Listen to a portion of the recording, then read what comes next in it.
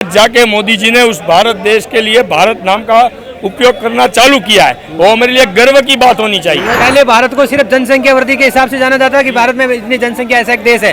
अभी जहां से मोदी जी खड़े होते हैं वहीं से लाइन शुरू होती है। इंडिया यानी विपक्ष है, वो पूरी तरह बिखरा हुआ है और सब चोर एक जगह इकट्ठे हुए हो, सब चोरों की टोली है।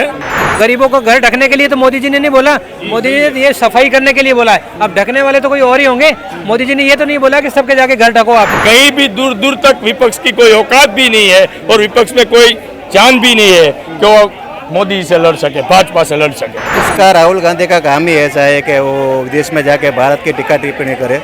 मोदी जी के खिलाफ उसको और उसका जो इंडिया अलायंस बना है उसीलिए बना है कि मोदी का विरोध करे। जैसे चिल्लाने से बेरोजगारी नहीं दिखती, अगर सही में बेरोजगारी दिखती है, सही में आपको महंगाई दिखती है तो पाकिस्तान में जाके देखो उस महंगाई क्या होती है। आप 2047 तक तो भूल ही जाइए, कोई परिवर्तन की बात छोड़ ही दीजिए, क्योंकि तब तक रहेगी भाजपा ही।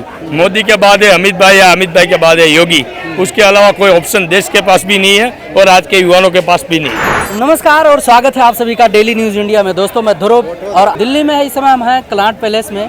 और जैसे कि आप लोग जानते ही हैं कि G20 समिट जो है सक्सेसफुल रहा है। कि विपक्ष का कहने का मतलब है कि इंडिया अलायंस के डर से सत्ता पक्ष ने यानी कि मोदी जी ने इंडिया का नाम ही बदल के रख दिया, भारत कर दिया है। तो इसी पे बात करेंगे। जी सर, कितना सहमत हैं आप? मैं इस बात से पूरी तरह सहमत नहीं हूँ। इस बात के अंदर आप अगर पुरातन काल में भी जाके देखेंगे, जो आर्यवंश के अंदर हमारी जो भारतीय संस्कृति रही है उसके अंदर भी हमारा भारतवर्षी नाम है।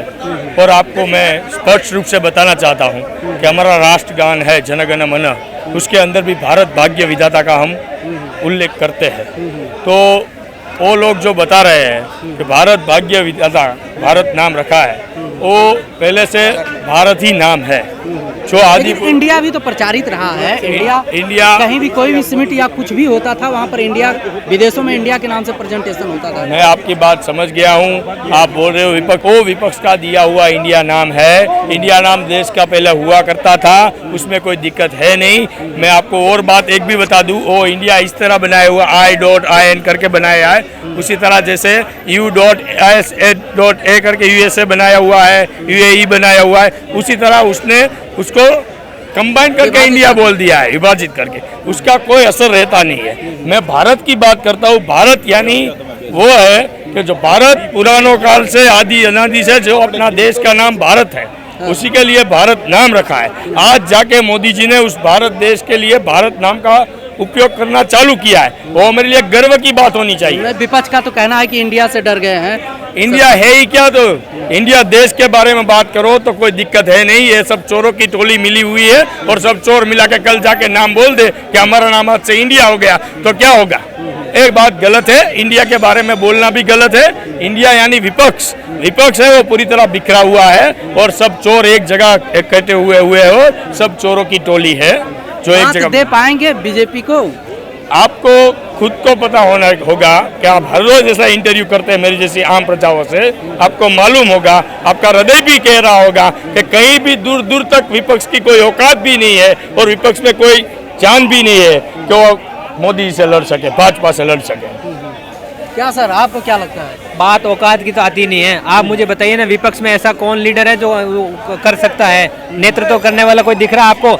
ये मीडिया, मैं मीडिया के बारे में बता रहा हूँ, ये मीडिया इसी टाइम क्यों उछालता है काम बीजेपी की सरकार को?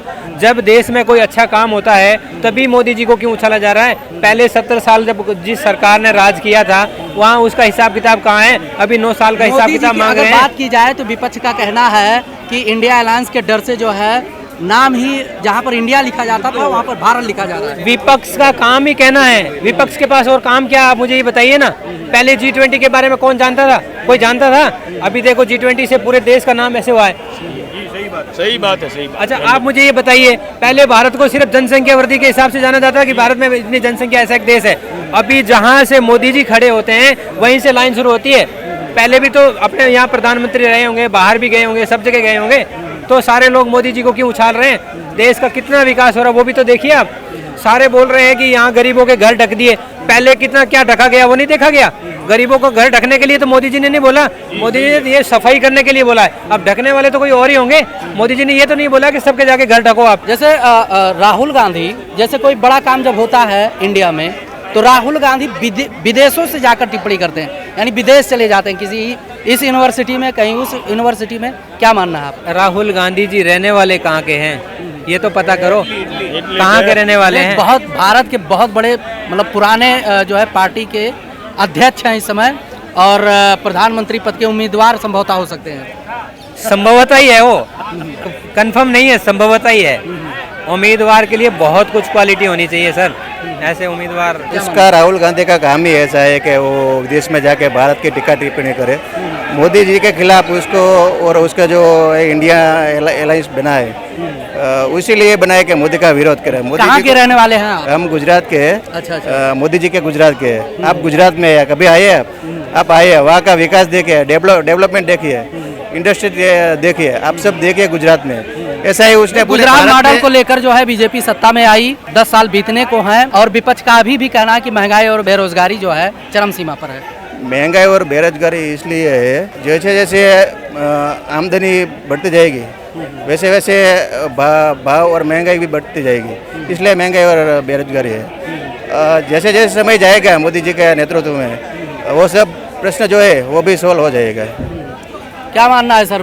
विपक्ष का कहना है कि जैसे गुजरात मॉडल लेकर जो है बीजेपी नरेंद्र मोदी जी को प्रधानमंत्री पद का चेहरा मतलब उम्मीदवार उस टाइम कर दिया, और 10 साल बीतने को हैं, महंगाई और बेरोजगारी अभी चरम सीमा पर है।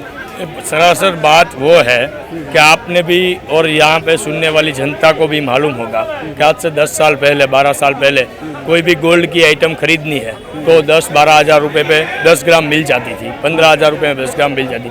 आज उसका रेट कितना हुआ? 60,000 रुपये। उसी तरह अगर कोई भी चीज़ का दाम बढ़ा है तो इंटरनेशनल मार्केट्स के हिसाब से पूरा देश चलता है, और हमारी जीडीपी कितनी बड़ी है, कितना ग्रोथ हुआ है, उस हिसाब से महंगाई और बेरोजगारी को देखना चाहिए। ऐसे चिल्लाने से बेरोजगारी नहीं दिखती। अगर सही में बेरोजगारी दिखती है, सही में आपको महंगाई दिखती है, तो पाकिस्तान में जाके देखो उस महंगाई क्या होती है। इंडिया की बात मत करो। हाल ही का मैटर कहें कि जैसे 400 से कर दिया 1200 पर गैस, फिर 200 रुपये घटाकर प्रचार कर रहा है सत्ता पक्ष। अभी टमाटर का जो आप बात कर रहे हैं टमाटर की, आप कोई भी देश की मीडिया में आपने अभी न्यूज़ देखी होगी कि टमाटर 12 रुपये किलो, 15 रुपये किलो आराम से मिल रहा है। अगर मैं एक बात सच्चाई बताऊँ आपको, अगर दाम बढ़ जाए तो आम लोग परेशान, और दाम घट जाए तो हमारा किसान परेशान। इसीलिए जो मेंटेन करने की परिस्थितियाँ आती है, उस हिसाब से 1-2 महीने हमें भी सहन करना पड़ता है, किसान भाइयों के लिए करना पड़ता है। तो उसके अंदर पॉलिटिकली कोई भी आंसर नहीं होता है, जब देश की बात आती है तब। अच्छा, क्या लगता है 2024 में परिवर्तन होगा या मोदी जी बरकरार रहेंगे? आप 2047 तक तो भूल ही जाइए, कोई परिवर्तन की बात छोड़ ही दीजिए, क्योंकि तब तक रहेगी भाजपा ही। मोदी के बाद है अमित भाई, या अमित भाई के बाद है योगी। उसके अलावा कोई ऑप्शन देश के पास भी नहीं है और आज के युवाओं के पास भी नहीं है। चलिए, बहुत बहुत धन्यवाद।